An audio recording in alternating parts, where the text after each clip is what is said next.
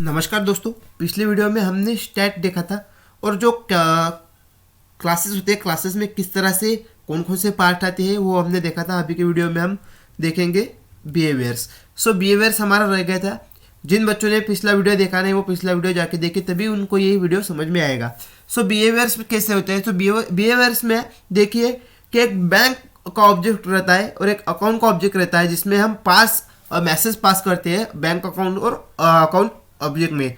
तो उसी तरह से किसी भी चीज़ का एक बिहेवियर्स रहता है, तो उसी तरह से क्लासेस का भी एक बिहेवियर्स रहता है जिसके थ्रू हमें क्लास बनानी होती है। सो अभी बिहेवियर्स आपको मैं बताता हूँ कैसा। देखिए यहाँ एट्रीब्यूट्स दिए, किसके एट्रीब्यूट दिए, तो एक कार है, उसके नेम, उसकी कंपनी वगैरह, तो वैसे ही उसके एट्रीब्यूट्स हो गए कि कौन सी गाड़ी है, कौन सा उसका नेम है, कौन सी कंपनी है, इसका नंबर क्या है, कलर क्या है। इसी तरह से एट्रीब्यूट्स होते हैं। तो एट्रीब्यूट्स का अगर आपको एग्जाम्पल देखना है तो आप एक एग्जाम्पल देख सकते हैं। सो अभी देखिए दोस्तों, इसमें क्या है कि देखिए इसमें स्टेट ऑफ ऑब्जेक्ट भी आपको दिया है कि car is moving, car is state of the moving. तो इसमें इस तरह से आपको स्टेट ऑफ ऑब्जेक्ट भी इसमें दिए गया है। तो उसी के बाद देखिए कि एक और एग्जांपल दिया है जिसमें एक हीरोइन का एग्जांपल दिया है। यहाँ देख सकते हैं आपकी दीपिका, उसका बर्थडे दिया है, उसका एड्रेस दिया है, उसका एजुकेशन दिया है। सो स्पीक दिया है, स्पीक किस तरह से, उसका टॉल किस तरह से, उसकी वॉल किस तरह से, रन किस तरह से। तो इसी तरह से उसके जो एट्रीब्यूट्स है वो एट्रीब्यूट्स किस तरह से रहते हैं जो क्लास में हमें डिफाइन करने हैं, उस तरह से इसका एग्जाम्पल जो है एग्जाम्पल यहाँ पे दिया गया है। तो अभी देखिए, अभी ये graphic notation of the objects. तो ये ग्राफिक नोटेशन किस तरह से रहता है और क्लास किस तरह से डिफाइन करते हैं, क्लास मतलब होता क्या है, तो उसका सारा जो डिटेल्स है वो आपको समझ में आएगा। अभी देखिए एक क्लास लिया हमने, क्लास नेम लिया उसका अकाउंट, उसका ऑब्जेक्ट नेम लिया हमने सचिन अकाउंट, मतलब एक सचिन नाम का व्यक्ति है जिसका अकाउंट है, उसका हमें क्लास बनाना है। अभी देखिए ऑब्जेक्ट नेम जो लिया है, क्लास नेम जो हो गया सचिन अकाउंट, क्योंकि हमने एक क्लास लिया उसका नाम था अकाउंट और एक ऑब्जेक्ट नेम था उसका नाम सचिन अकाउंट था, तो दोनों को हमको मिलाना है। सो तभी हमारा क्लास जो है वो क्लास बनेगा। सो सचिन अकाउंट डॉट अकाउंट जो है वो हमारा क्लास हो गया। सो इसी तरह से हमें क्लास डिफाइन करना है। देखिए किस तरह से अकाउंट नंबर, उसका अकाउंट नंबर स्ट्रिंग में लेना पड़ेगा क्योंकि वैल्यूज अकाउंट नंबर जो होता है स्ट्रिंग में होता है। सो ओनर का नाम स्ट्रिंग में लेना पड़ेगा, सचिन। बैलेंस डबल में लेना पड़ेगा क्योंकि पॉइंटर में होता है। सो इसी तरह से देखिए कि आइडेंटिटी ऑब्जेक्ट आइडेंटिफायर क्या है हमारा, सचिन अकाउंट, और क्लास क्या है हमारा अकाउंट। ये जो ऊपर का पार्ट है ये क्या है हमारा, ये है हमारा नेम ऑफ कंपोनेंट्स। ये क्या है हमारा कंपार्टमेंट, नेम ऑफ कंपार्टमेंट्स। और ये जो है हमारा ये है एट्रीब्यूट्स ऑफ द कंपार्टमेंट। सो ये दोनों को आप समझिए कि नेम ऑफ कंपार्टमेंट क्या होता है, एट्रीब्यूट्स ऑफ कंपार्टमेंट क्या होता है। तो उसी के बाद देखिए ऑब्जेक्ट ऑफ एंड नेम क्या दिया है, Sachin account. Object name of only, तो ऑब्जेक्ट नेम क्या है सचिन अकाउंट और क्लास नेम क्या है ओनली अकाउंट। सो इसी तरह से देखिए नेमिंग। अब नेमिंग में क्या कहते हैं कि object and attributes class in the lower case, in the class is a upper case। मतलब क्लास का जो पहला नेम है वो अपर केस ही चाहिए और जो ऑब्जेक्ट एंड एट्रीब्यूट्स का नेम है वो लोअर केस चाहिए। मतलब या आप समझ गए होंगे। यस देखिए या है लोअर है और जो अकाउंट है, अकाउंट जो है उसका ये कैपिटल है। क्यों? क्योंकि वो क्लास है। अकाउंट क्या है, क्लास है, इसलिए उसका पहला अक्षर जो होता है वो कैपिटल ही होता है। सो उसके बाद देखिए, उसके बाद डेटा इनकैप्सुलेशन क्या है। डेटा इनकैप्सुलेशन भी आपको समझना पड़ेगा। तो अभी डेटा इनकैप्सुलेशन वर्ड सुनते ही आपके दिमाग में एक चीज आ गई होगी कि यह वीडियो फोटो में देखिए क्या कैप्सूल है। कैप्सूल मतलब एक मेडिकल जो हमें मेडिकल में मिलती है। तो क्या बोलते हैं कि जब wrapping up to data and the method function that operate into a single unit term in data encapsulation. So एक जो कैप्सुलेशन में आप समझोगे क्लास, मेथड और वेरिएबल तीनों का मिक्सचर जिसमें है उसे कहते हैं डेटा इनकैप्सुलेशन। सो आप यहां देख सकते हैं कि यह क्लास भी दिया है डेमो, या वेरिएबल्स भी है, प्लस मेथड भी है। अगर ये तीनों चीजें हैं तो ये हो गया डेटा इनकैप्सुलेशन इसका होगा। तो देखिए यहाँ डेटा मेंबर भी है, डेटा मेंबर्स ऑफ मेथड भी है। सो दोनों यहाँ अवेलेबल है। सो इनकैप्सुलेशन में क्या होता है कि क्लास भी रहता है, उसके मेथड भी रहते हैं, उसके वेरिएबल भी रहते हैं। सो medicine is kept into the capsule. मैंने पहले बताया आपको कि मेडिसिन है इन कैप्सूल। Why?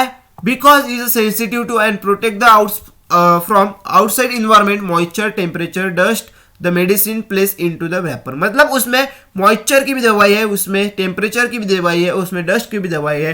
तीनों का इलाज एक ही जो चीज में है उसका नाम है कैप्सूल, और उसी तरह से डेटा इनकैप्सुलेशन भी उसी तरह से वर्क करता है। Cap is a term as a class in object oriented terminology, मतलब कैप क्या है, तो कैप इज अ क्लास है जो ऑब्जेक्ट ओरिएंटेड टर्मिनोलॉजी में यूज किया जाता है, कैप, सी फॉर कैप।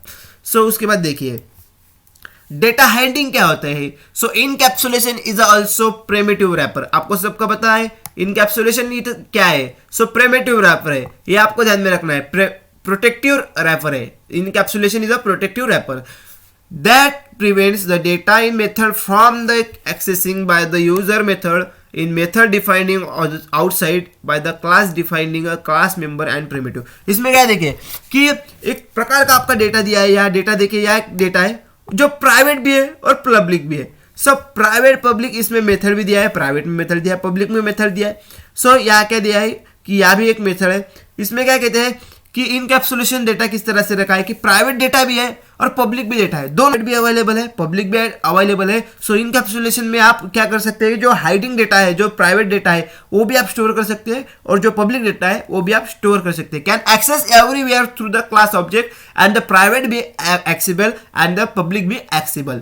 सो अभी क्या देखते हैं, देखिए कि प्राइवेट डेटा है members are class is hidden and not is accessible for the method defined in outside of the class. It is accessible only through the public member method. This is a process is a mechanism is called as a data handling, कि जिसमें private data के member hide किए गए हैं, जिसमें public data के भी members है लेकिन प्राइवेट जो डेटा रहता है वो हाइड किया गया है, तो उसी को कहते हैं मैकेनिज्म में डेटा हेडिंग।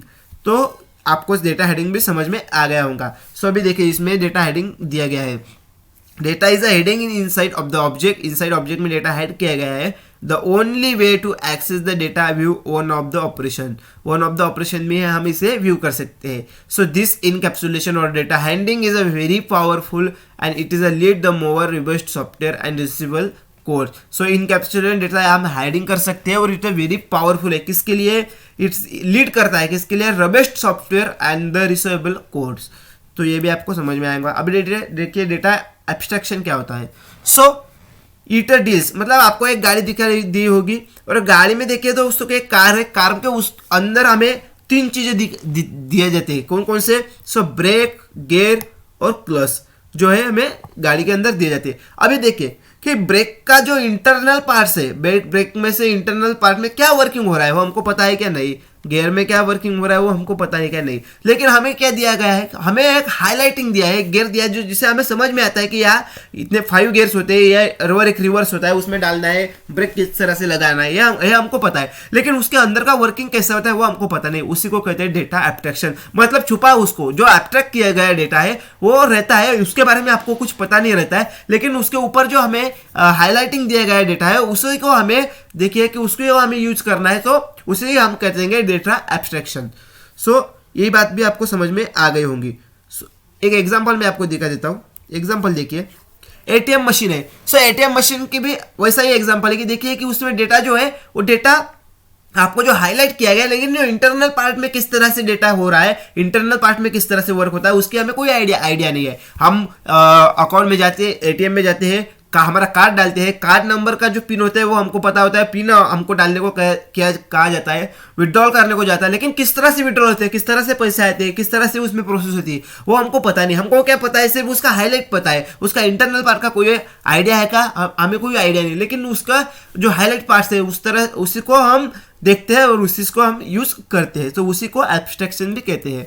सो अभी इनहेरिटेंस क्या है, इनहेरिटेंस भी आपको पता चल जाएगा कि देखिए sharing of the class member, इसमें क्या किया जाता है, शेयर किया जाता है, किसको, क्लास मेंबर को शेयर किया जाता है। एट्रीब्यूट्स और मेथड भी इसमें यूज होते हैं। सो किस मेंबर कौन कौन यूज होता है उसमें, एट्रीब्यूट्स और method among the classes on the base in the hierarchical relationship. In this organization, the classes into the super subclasses hierarchical derive a new class from the existing class is called as a inheritance. उसे क्या कहते हैं, inheritance कहते हैं। तो अभी देखिए यहाँ एक क्लास दिया गया है, ये उसका क्लास है। सो अभी बेस, सुपर और पेरेंट क्लास, डिराइव, सब और चाइल्ड क्लास। अभी क्या है इसमें 3 क्लास में आपको समझ में आता हूँ, सुपर, बेस और पेरेंट क्लास तीनों का नाम एक ही है, और डिराइव सब और चाइल्ड क्लास ये तीनों का नाम एक ही है। अगर एक क्लास है उसके थ्रू अगर दूसरा क्लास क्रिएट किया जाता है तो उस दूसरे क्लास को क्या कहा जाएगा, उसको क्या जाएगा डिराइव सब क्लास, उसको क्या कहा जाएगा डिराइव सब क्लास या चाइल्ड क्लास।